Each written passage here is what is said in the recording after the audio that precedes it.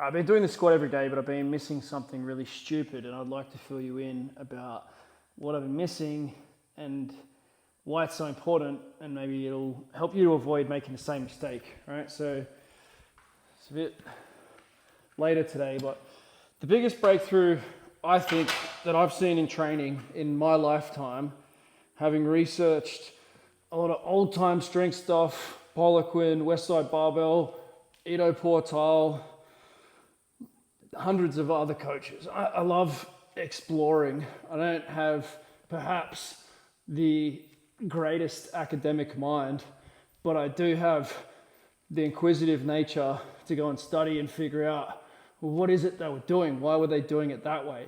I've studied pretty much every system in strength and every style of strength, from arm wrestling to focused grip training to strongman. The most important breakthrough in strength of our lifetime is the realization that we have to progress tension, and through progressing from short to long range, we can heal and overcome issues to recover much faster, to have a lot less tendon issues. Now, the silly thing that I've been doing is not applying that with my squat every day, right? So I'm doing these squats, but I've been doing zero long range work.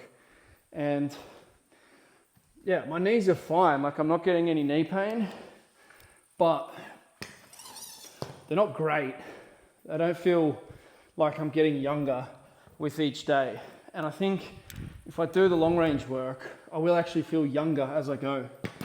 I've got a freestanding handstand push-up today, deficit freestanding handstand push-up. My son asked me, how long did it take you to learn to do that? And I said, 10 years. Because I started wanting to do it before I even could do a handstand.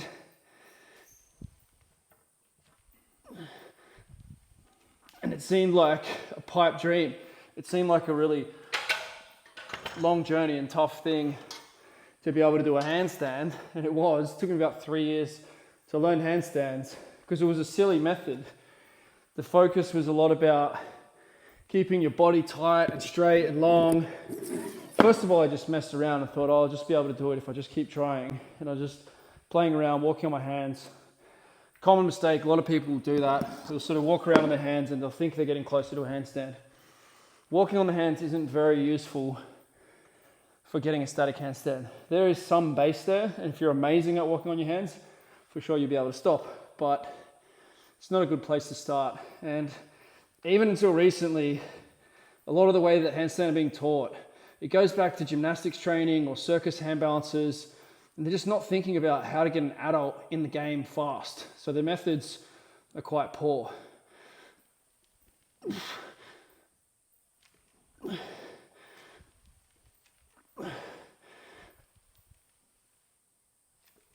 So the best way to get your handstands is to work on things like frog sits, shoulder stands, bent arm lower variations, even L sits, closing the eyes, moving the head, getting that proprioception going between the hands and the rest of the body. You don't need to learn exactly how to point your toes and get your feet in certain positions and where your legs are. Those things don't really matter that much. If the goal is to get to a one-arm handstand, which is probably how Ido Portal's handstands were focused, and also his system was probably to weed out the people who weren't going to train for 4 hours a day. So they had a very simple, brutal method of learning handstands. But doesn't mean it's an effective way to get a two-hand handstand. Not that many people actually really want to get a one-arm handstand. It's a cool thing if you want to do it, and a lot of people got there through the Ido system. But it's not the only way. And taking the longer path to a handstand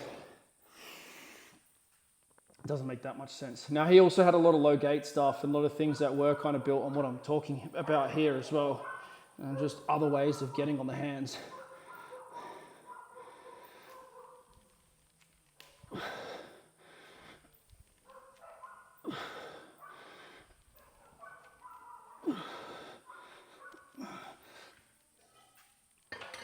But yeah, I got that freestanding handstand push-up today.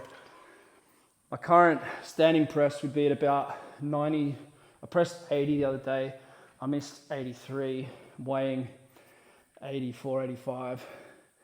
So I'm around about 95%. I think you want to be over 90% of body weight on a standing press if you want deficit handstand push-ups. That's probably a good level to aim for.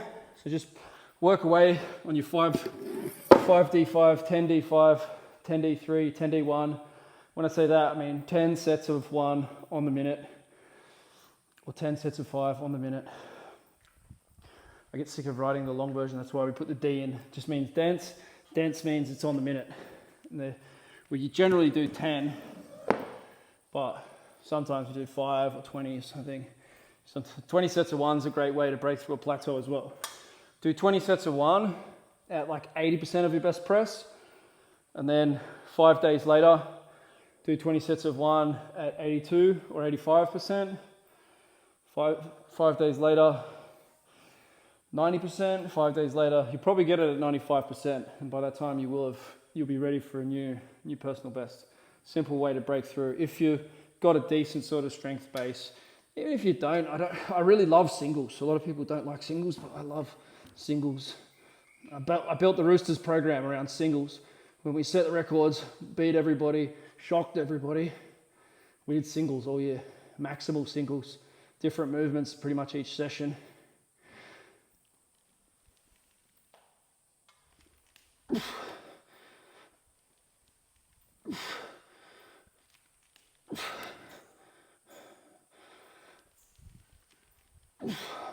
I wanted the players to be movement geniuses, and they were. And a lot of people talk about athletes as if they're movement morons, but rugby players are movement geniuses. So getting back to the story, I can do handstand push-ups because I don't get sore elbows and shoulders anymore. You know, touch wood, but it's been a while. I feel like I could practice now my deficit freestanding handstand push-up. I think I could do that every day and it'll be fine. It didn't feel like there's any challenge for the connective tissues. And a big reason why that's happened is because I've added in this long range. I used to always get tendinitis in the front of the shoulders. When I was trying to bench 100 kilos when I was 20 years old, it was a big struggle to try and get to a 100 kilo bench press. And my shoulders would always annoy me. If not, then the tricep tendon. There was always something that played up. It gave me trouble. Got pain in the back of the shoulder a couple of times when I was getting close to the freestanding handstand push-up. Now everything's rock solid. Because of the long range work, the joints just work better. Everything sits better in the joint. The connective tissues are stronger. I don't get those niggles like before. But, so the goal with the freestanding handstand push-up, I need 5 of them from a deficit. 5 of them, 5 ball juggling for 5 minutes, snatching 101 kilos. That's 3 of my 5 big feats. I want to be in a position where I know that no one in the world can match me on those 5 feats. Now, it's cheating to make it a 5-event competition and you choose the 5 events, but I think it's a good mark. If every man went after that, we'd be in a better place. It'd be a better world. So, with the squats, I need to get myself to that place. Now, I had a fracture in my fibula last year from messing around playing soccer, fractured my fibula, set back my squat plans. But I need to get that resilience, that same kind of feeling that I have with the freestanding handstand push-up, where I can do decent level singles each day and no concern. Everything feels good.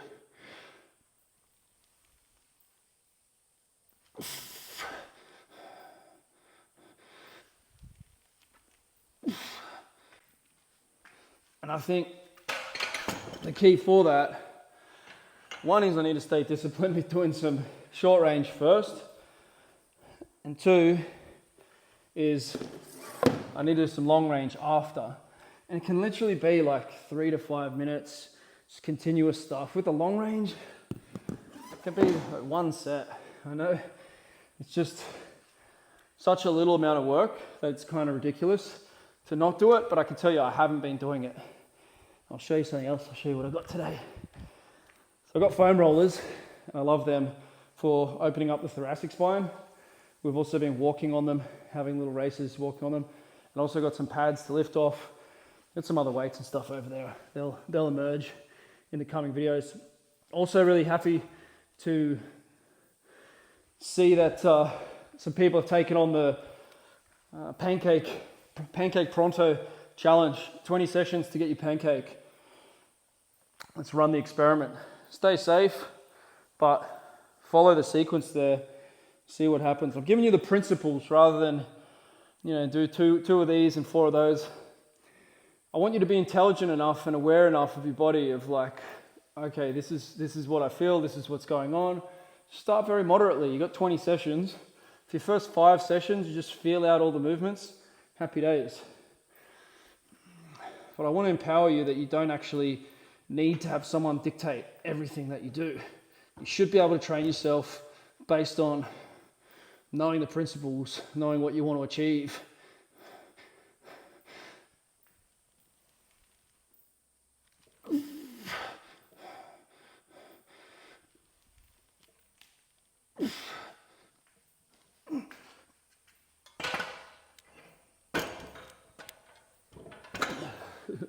Very high heel elevation. In some ways it's stupid racking the bar and re-racking the bar this way, but again, if I don't have the skill to do this, I should quit. I did struggle with that one, so maybe there's a message from the lifting gods. Probably just need to go onto my toes a little bit more. But yeah, we're going to do a little bit long range. This might be last set. I don't want it to get disgusting. Front squats can easily get very ugly.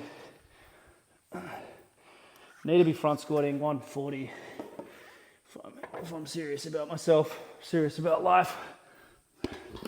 I need one more 20 on there. But today's not the day. Today is day 7, squatting every day. Yesterday I didn't post a video, but I did 12 repetitions at 100 kilos. After the day before I did 10 at 100 kilos after pause single at 130. So around about 85% is normal ratio between front squat and back squat. And I'm somewhere near there at the moment. I'll get this, maybe a couple. This really higher heel elevation doesn't really suit me either. Front squats don't really suit me either. They're more quad dominant. And traditionally, I've been more of a good morning squat kind of guy. Stronger in the back.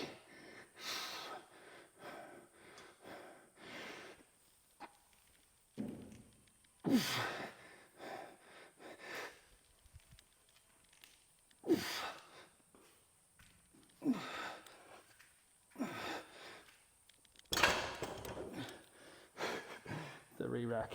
All right, so yeah, that's about it. 110 would be ugly, and doing my best to discipline myself to not take ugly reps.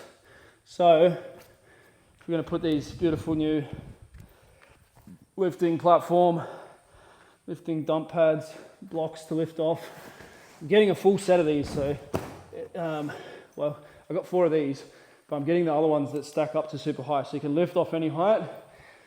But also the dream and goal is that all the guys in Uncommon Success should be able to jump down from at least body height, and I'm nowhere near there at the moment. So I need to set an example with that. I'm getting myself set up with the equipment to be able to get in that game. So a simple way to get a bit more of a longer range, you notice like I've got the knee joint fully closed, and it's when the femur is parallel to the floor, that's when the movement's going to be harder. If I'm curling, this is the hardest point. But if I lean forward, this is going to be the hardest point. So this spider curl is more of a short range exercise where there's less stretch and on the muscle, and that means that the muscle is going to be less for remodeling. So we generally go higher reps, and it's more neurological rather than structural. Whereas if I was to lean back, this is when my forearms are parallel to the floor. This morning I was doing 10 kilos, 15 kilo curls, laying back like this, all the way back, holding that bottom position. And so that's very structural. That really wants to snap the tendon. So the tendon's going to adapt to that and get stronger. You can see the same thing going on with these. my femur's pretty much parallel to the floor. So Louis Simmons would have his, I know that his female squatter, his best lifter, was able to squat, I think it was 150 kilos. I think it's 350 pounds, something like that. I know 150 is 330, but it was somewhere around there. She was kneeling squatting that. I wouldn't comfortably kneeling squat that. I don't know if she was comfortable either, but that's a good place to start with this stuff. And then we do want to be able to get into these deeper positions. The issue that I've sometimes had with getting into the full sort of reverse Nordic game has been more so with my lower back, that I've pinched my lower back a couple of times playing around with these. My knees have been fine, but I know a lot of people have hurt their knees also playing around with the reverse Nordic. So I would recommend gently getting into kneeling squats. And then you notice if I just lean back a little bit, there's a lot more tension on the quads. So we want to be able to use these positions. If this is basically like a double leg cat stretch, so as I can push with my feet into the floor, so I'm getting some contractions of the quads. This would be extreme long range. Probably looks a bit funny, but it's extreme long range for the quads, and this will lengthen things back out so I don't just get all bound up doing these squats. And I'm happy enough just getting out of the position like that at the moment. I can't really do the full one. You can do it playing around with weights and stuff. It's cool to be able to do, there's nothing wrong with it, but it's mostly a party trick. The functionality that you're looking for is that long range strength. So you can get it with the psoas, with the couch stretch. Let's have a look, see if I can get a nice couch stretch here. To be honest, I haven't really used the couch stretch, and I should have, instead of playing around so much with the reverse Nordic and jamming my back up. I believe there's a knee pad coming out from ATG that will help people with this one. But we want to be able to get all the way back, head to the wall, everything on the wall, stretch that position. Yep, up tall. Yep, it's quite fascial, quite strong. I believe that if I add in this long range work, I'll increase my work capacity and my tolerance to the really high tension style repetitions. So being able to keep doing the singles is the big goal. You can come in, finishing up here. So that was the story, long range squats, 100 kilo front squats, unremarkable, but we'll see where we get to another week. We'll see where we get to another 2 weeks. First week of squat every day down, everything going well. Hope you're doing well. Love to hear your questions about freestanding handstand push-ups. If you'd like to see a tutorial on that, let me know. I can lay out all the progressions, other standards as well as that 92, 95% body weight standing press and the 20x1 protocol to help you get that up. I explained the dents as well. And then, yeah, we really want to get this long range work in to lengthen out the tissues, increase the tolerance to training. The goal here is that we develop the strongest, most athletic, well-rounded network of people in the world. We leverage this to build businesses, to buy farms, to have land.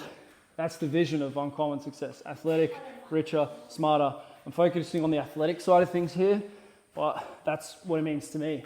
If we can build a relationship around getting to the best place you've ever been to with your body, then maybe we can also open up some other questions about what are you doing with your life? What would you do if you weren't scared? What's your dream project? These are the conversations that I really enjoy having, as well as these training conversations. So let's get after it. We'll speak soon.